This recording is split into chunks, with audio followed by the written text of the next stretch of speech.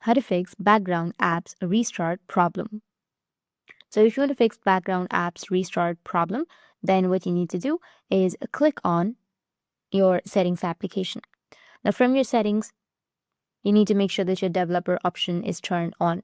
If it isn't, then you need to tap on your build number for 7 times and your developer option will be turned on. Now, once your developer options is turned on, you need to go with your search under settings and then search for developer options. After that, tap on developer options and make sure that it is turned on. Now, once you do that, you need to scroll down a bit and then you'll find an option of background process limit. Once you find the background process limit option, you need to tap on that and you'll get all of these options right here. Now choose the standard limit. Now turn off this option and don't keep activities. You need to turn off the option of don't keep activities.